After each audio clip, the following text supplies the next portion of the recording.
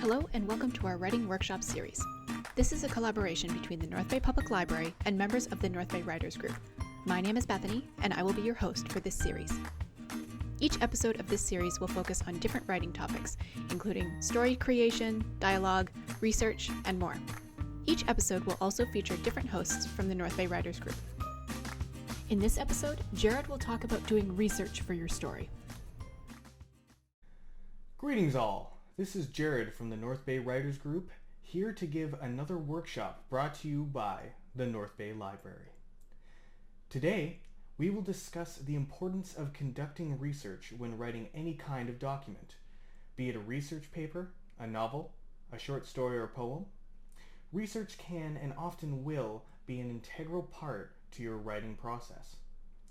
I would like to explore the different forms of research, how they can be applied to what you are writing, and the effects it will have both on your work and the expansion of your knowledge. To start, we will discuss methodologies. Forms of research are quite dependent on the reason behind doing it. Scientific research, of course, has stringent guidelines and a multitude of methodologies of implementation. Historical research often entails something as simple as going to your local library. However, it could result in going on an expedition, or taking first-hand accounts, if possible, from people who were present for the event when it happened. Journalistic research is frequently focused on current events, and thus results in a great deal of what is called primary research. Regardless of these factors, the methodologies and concepts are far from disparate. Primary and secondary research will occur regardless of what kind of research you are doing. Conducting primary research entails getting first-hand accounts from individuals present for the event and you are looking into. In the case of writing research, researching something by doing it yourself is another method. Hunter S. Thompson, for example, did it for many of his books. You could also collect information personally for primary research and performing experiments that help you better understand what you're trying to discover. This is very common in the field of science. Secondary research, which is both equally important and valid, is done by collecting information from another resource, such as the local library, credible resources and sources on the internet, looking into government statistics, reading scientific papers on the topic, very useful when writing sci-fi, documentaries or, seldomly, historically accurate films, or speaking with credible professionals and or personal friends knowledgeable in the topic you are studying. Though the approach to these research methods seem fairly different, they both seek to serve the same purpose and will grow your understanding of what you are trying to write about and or discover. By having knowledge about what you are writing about, you become a stronger writer. Regardless of what you are trying to write, this remains true and adds to the validity of what you are creating. For example, fantasy and historical pieces, though fun to write, can come across as less legitimate or interesting if not accurate. If you are writing a period piece and have clothing, architecture, dialects, or societal norms contrary to that of the time, the story seems less believable. It would be ridiculous for you to have a machine gun during medieval times, or even a pharaoh wearing a tuxedo during ancient Egypt. If your goal is comedy or perhaps time travel, it is possible to make it work.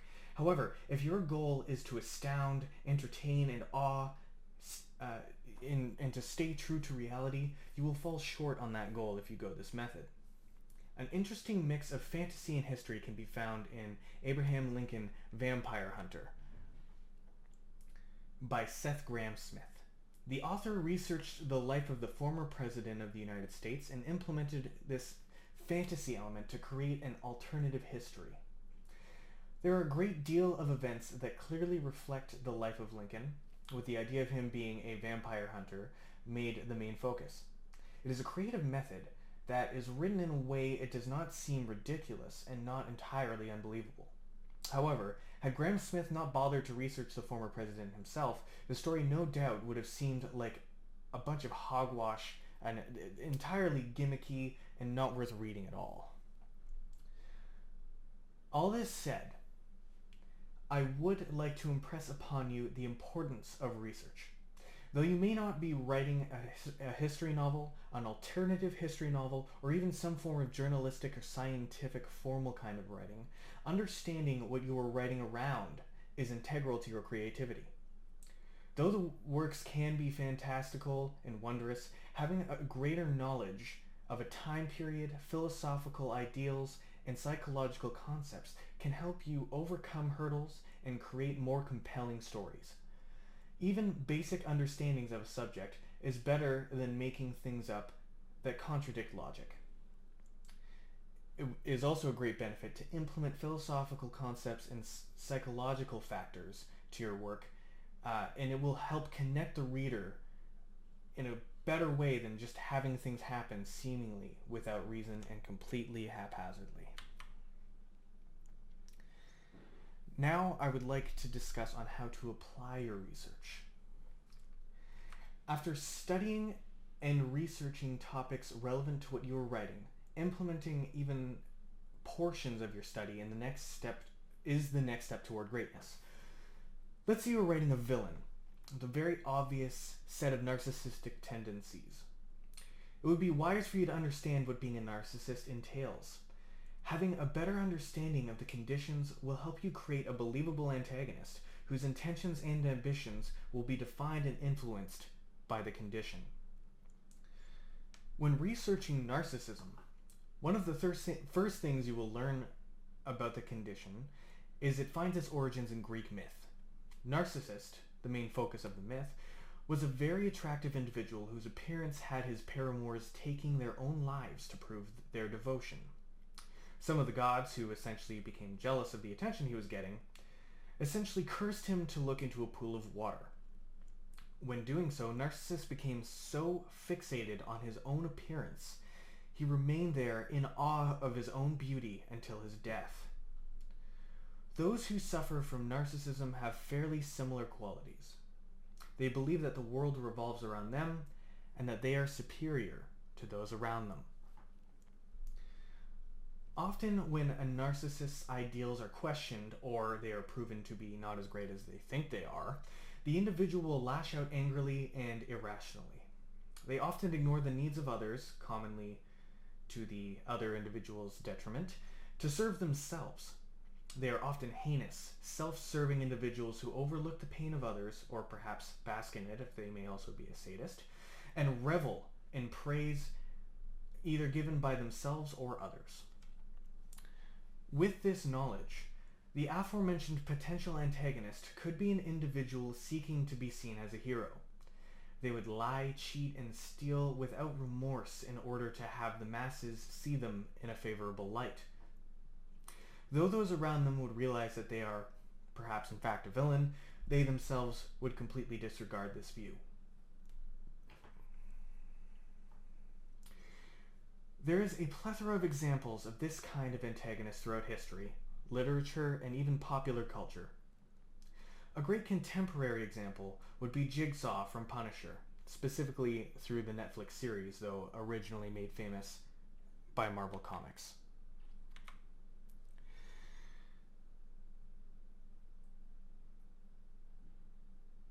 This character is the protagonist, Frank Castle's, supposed best friend. However, when offered better opportunities for himself within the ranks of the military, Jigsaw betrays Frank and slaughters him and his entire family. Well, so he thinks anyway. Tragic as this is, his narcissism persists throughout the series, where he does everything he can to be seen as some kind of hero. In the process, he leaves an immense amount of people in mortal danger, tells countless lies, and seems to feel no remorse for his actions. By using research methods, a writer can expand their creative arsenal and generate interesting and unique characters that will have readers wanting more. Seeking knowledge and finding ways to have it better a story is what makes a writer more compelling interesting to read, and creative.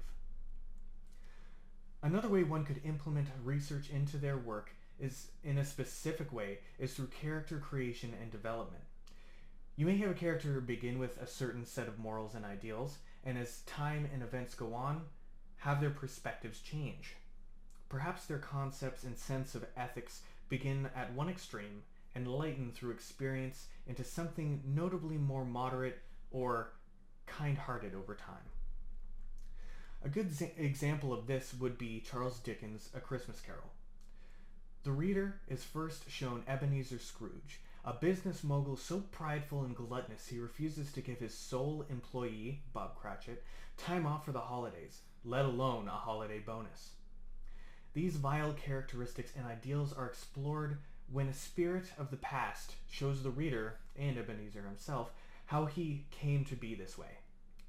Losing his business partner at a young age, being rejected by the love of his life, and various other variables caused him to become a selfish, money-pinching, vile old man that the story has introduced us with. However, in one evening, multiple spirits also show him what his current mentality and actions are doing in the present to those around him, as well as the repercussions of his actions later in life. We see, among other things, his employees celebrating the holidays with his family.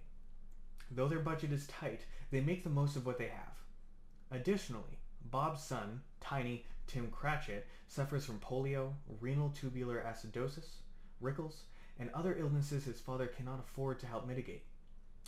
It's Ebenezer's greed that makes it so Tiny Tim cannot live a full and healthy life. When Scrooge is confronted with his mortality by the third spirit, it shows how he will be remembered. Perhaps he suffers from aphasagoraphobia, if we're going to look into psychological concepts, which is an irrational fear of being forgotten. And what will become of Bob and his family? He decides to change. When he wakes the next morning, Scrooge goes out and does everything he can with his hoarded wealth to be the polar opposite of what he had been for so long. Though I do not advise writers to have characters change overnight, it happens to work quite well for Dickens in the case of this story. In a way, Scrooge was forced to do his own research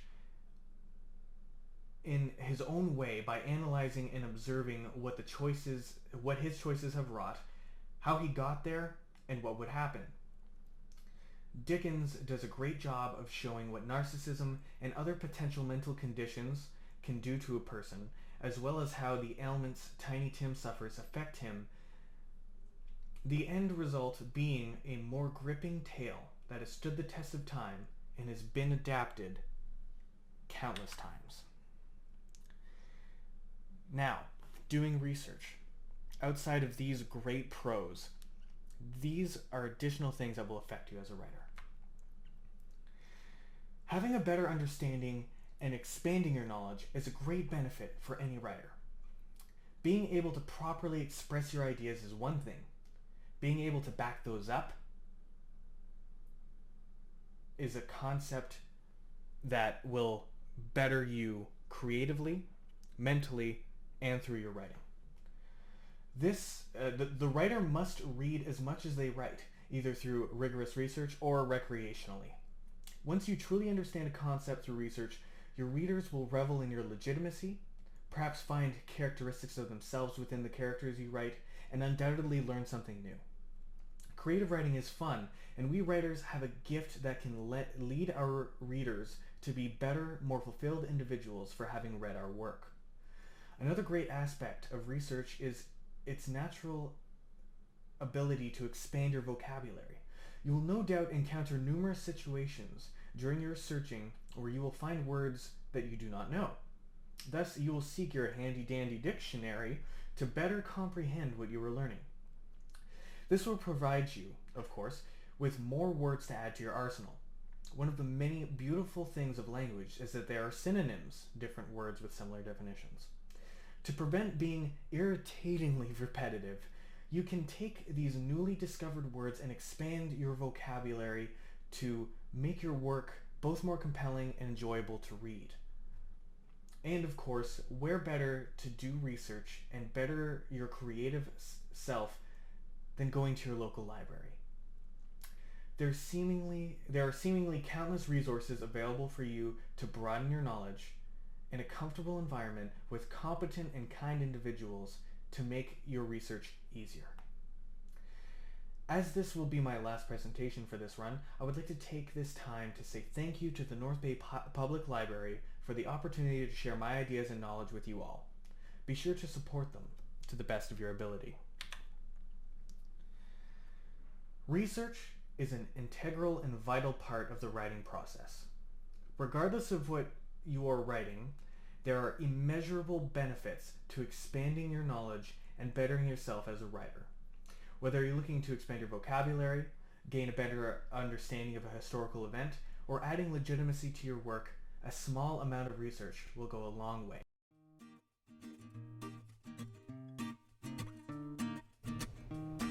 NBPL Podcasts is a production of the North Bay Public Library. Thanks for listening. We hope you enjoyed this episode. Be sure to subscribe so you don't miss future episodes.